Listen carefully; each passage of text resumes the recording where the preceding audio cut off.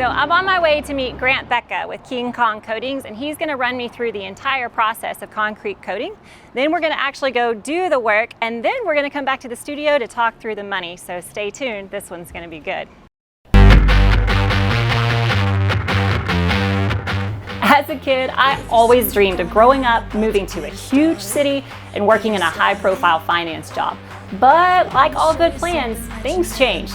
Fast forward a few decades where my husband and I are running a steel fabrication business together, where I've spent the last decade learning the tricks of the trade while bringing some pretty dope business knowledge to the table too. It really is the best of both worlds. Go wild like an animal. So come with me as I get down and dirty and into the nitty-gritty of how it works, showing you the tricks of the trade, along with bringing in some of my business expertise to elevate it to the next level. It's a little how-to and a little business 101, all bundled into one nice little package.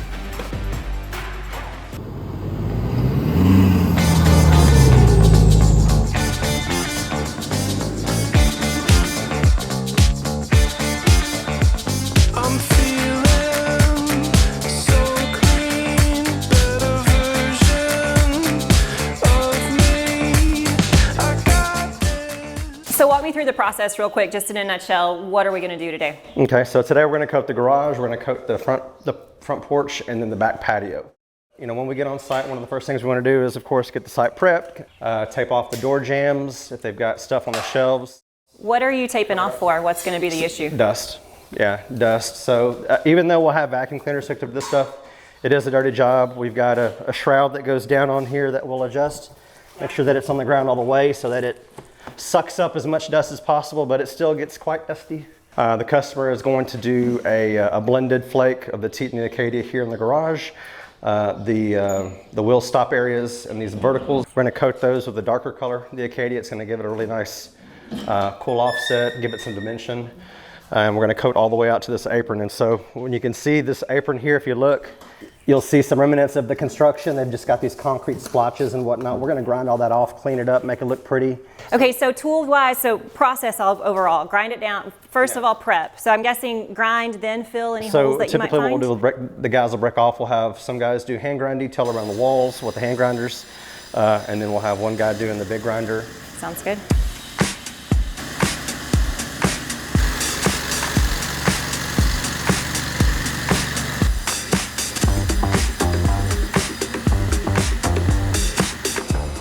We're trying to get to the pores. You can see some of the aggregate. Yeah. That's what we're trying to do, is open it up.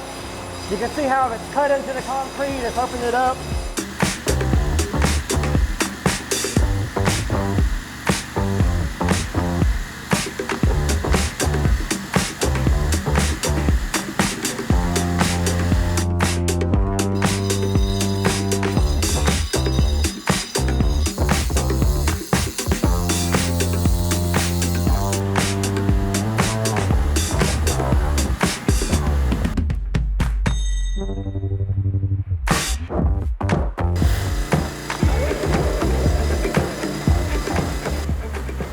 So as you start laying your poly down and your paint, how long do you have to get something on top of it? So we have a couple different blends. So right now we're getting into we're in spring. This is Texas. So 80s to 120? 120, yeah, and that's called a high heat or tropical blend. And you basically have about 15 to 20 minutes of workable time.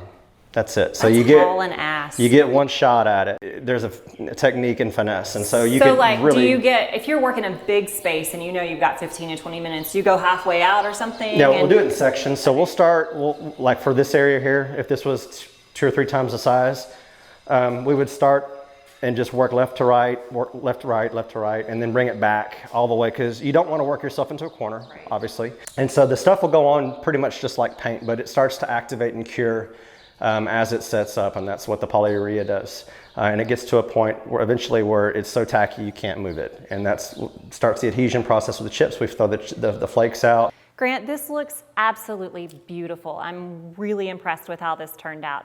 Let's go to the studio now and talk through the real nitty-gritty side, the business part of things. Yeah, that'll be fun. So I was able to pull Grant away from the field today, away from the 115-degree temperatures that we're suffering through in Texas, Thank and you. here into the nice cold air conditioning. Yeah. Much appreciated. You're welcome, anytime. So we're going to get down to the nitty-gritty and talk about the things a lot of business owners don't necessarily like sharing with the whole world, and that's the money. So if I were wanting to start this business today and I needed to go to the bank to ask for a loan, what would I be shooting for? About how much money am I going to spend? Probably close to 150,000. That's just for the equipment, basically. That's not including any kind of real estate. So if you've got an office or anything like that, keep that in mind. And equipment-wise, you're looking at about $30,000 for the commercial floor grinders. Those are going to be the diamond bladed grinders that do all the major sanding and the prepping. Dust and dirt management system, just a really awesome vacuum cleaner. And we're not talking ones that you can get at Home Depot or Lowe's. Right. These things are very specific to this environment to handle, this type of dust and this application. And those are going to run you about 6,000 to 8,000. A good trailer for the equipment, it could be anywhere from 5,000 to 10,000, depending on the type of trailer that you get and the size. Generators, $2,000 to $3,000. Miscellaneous tools, you could spend $3,000 to $5,000 on those. For anything from drills to extension cords to batteries. So the ticket goes up pretty quick. And then of course the big ticket item is the truck to pull it all with. Then you add the truck, and that again, that's your taste. So you can, Right. if you got a used truck, great, but $50,000 to $60,000. So if you're close to just 150 out of the gate without considering real estate. Okay. All right, so I've got a $150,000 banknote, and now I need to make money to pay for it. So that I also in the service industry for a long time really struggled with how to price a service. It can be very challenging because you don't only have the cost of goods, you have the manpower behind it. Do you have any kind of secret sauce for how you price your projects? Yeah, I mean, it all varies. The industry average is anywhere from $6 to $7 a square foot. We set our prices basically off the cost of what our goods cost per, the raw materials, and we factor in close to about 20% labor built into that, and then everything after that is profit. So talking numbers, we've got the expenses, we've got a way to make revenue. The most important part for both of us is the profit margins. So what can you expect what kind of margins could I expect to pull? You can get close to 35%, maybe even better than that. Of course, as you continue to build relationships with your suppliers, and the longer you're in business, you build a name for yourself, your quality of your work can affect the price. So we do a lot of different things that set us apart. So we're able to offer our services a little higher because that attention to detail is just a bit more. Again, you get what you pay for.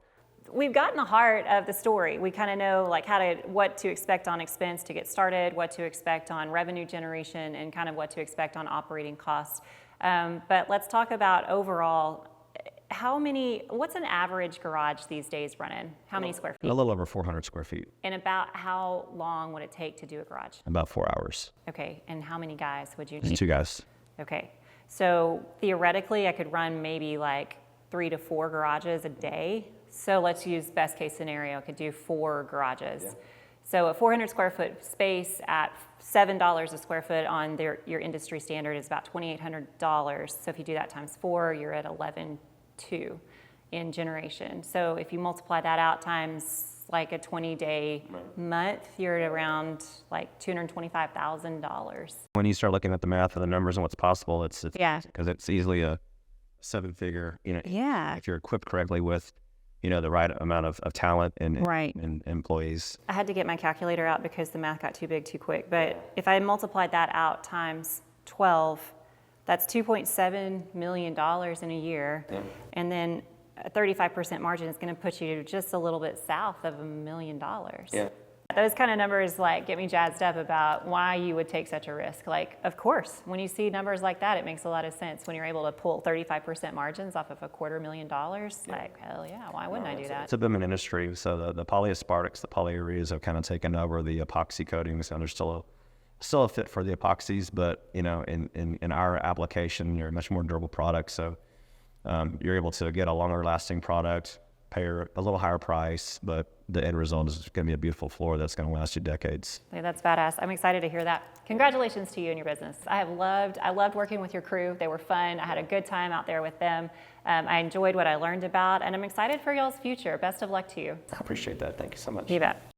I feel like we covered the gauntlet, everything from the DIY of how to actually perform the service to the startup cost, operating cost, and my favorite part, the profit margins. We really covered everything there is to know about concrete coatings and finishings.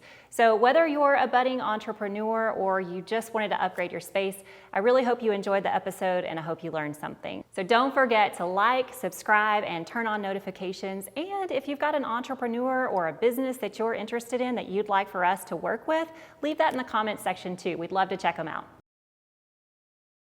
Shelby still gives me a hard time about hustlers. Remember when I was like experimenting with, hey hustlers. Yeah, hustlers. He's like, hey hustler. You gotta use the right language these days too. Yeah, because you know most YouTubers are like, hey guys, and I just didn't like that. So I was like, who am I trying to like appease to or appeal to? Yeah. So the hustlers, but it's. I think